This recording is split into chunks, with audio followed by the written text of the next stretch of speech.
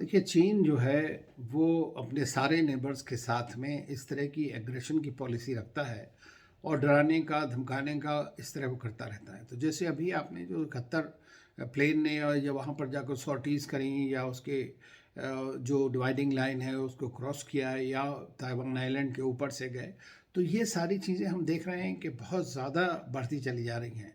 चाहे हमारी भारत की सीमाओं के ऊपर में हो, चाहे मैरीटाइम डोमेन में ताइवान या ईस्ट चाइना सी या साउथ चाइना सी में हो, तो ये चीन की जो जिस तरह की एग्रेसिव पॉलिसीज़ हैं, ये दुनिया को सिर्फ एक मैसेज देने के लिए है कि चाहे हमारे मुल्क में अंदर कुछ भी हो रहा हो, लेकिन हम तैयार हैं। दूसरी चीज़ ये है कि ताइवान के ऊपर हमेशा उसकी निगाहें बनी रहती हैं, क्योंकि ताइवान को अमेरिका सपोर्ट कर रहा है, वेस्टर्न कंट्री सपोर्ट कर रहे हैं।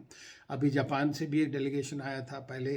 जैसा आप जानते हैं कि पुरानी जो अमेरिका की कांग्रेस की अध्यक्षा थी वो आई थी। तो इस तरह से जब जब कभी हाई लेवल डेलीगेशंस आते हैं वहाँ पे वेस्टर्न कंट्रीज़ के, तो चाइना उसको अपनी टेरिटोरियल इंटीग्रिटी के ख़िलाफ़ एक इनकर्शन मानता है और तब वो उसी तरह की हरकतें करता है।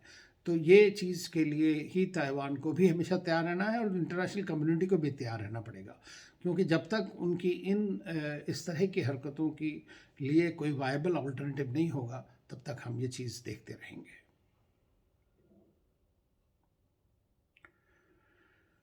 जहाँ तक नेपाल में नई सरकार की आने की बात है या वहाँ पर रेलवे और एयरपोर्ट्स और इंफ्रास्ट्रक्चर को ऑपरेशनलाइज करने की बात है, तो जैसा हम सब जानते हैं कि जो केपी शर्मा ओली और प्रचंडा की जो सरकार नई है, उनका कुछ ना कुछ तो चाइना के साथ कम्युनिस्ट होने की वजह से भी और वैसे झुकाव काफ़ी है।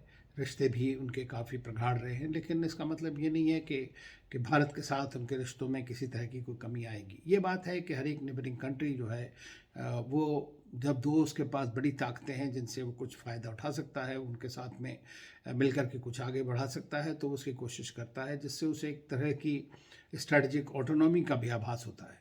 तो ये चीन को भी एक मौका फिर से मिल गया। पहले भी हमने देखा है कि उनकी सरकार के टाइम पे वो एक्शन काफ़ी सारी नई नई प्रोजेक्ट्स आए थे। तो ये एक देखने की बात है कि आगे किस तरह से बातें बढ़ेंगी।